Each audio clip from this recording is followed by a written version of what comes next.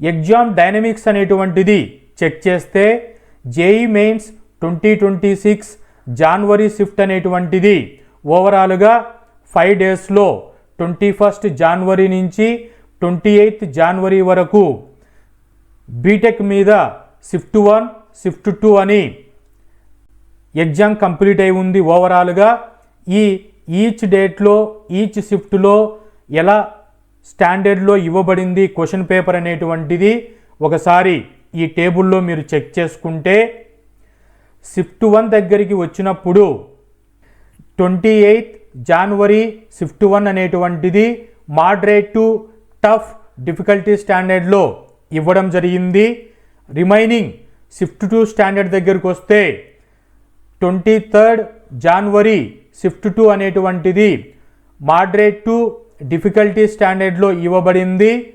ఈ షిఫ్ట్ 2లో 22 షిఫ్ట్ 2 అలాగే 24th షిఫ్ట్ 2 కంపారిజన్ చేసుకుంటే మోడరేట్ టు డిఫికల్టీగానే ఇవ్వబడ్డాయి.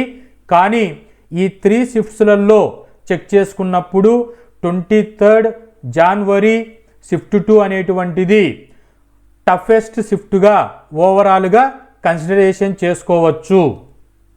సో ఈ డిఫికల్టీ, మోడరేట్, టఫ్ అనేటువంటివి ఎక్కడ ఇంపాక్ట్ అవుతాయి అని అంటే డిఫికల్టీగా వచ్చిందనుకోండి ఇక్కడ స్కోర్ అనేటువంటిది మ్యాక్సిమం తగ్గుతుంది.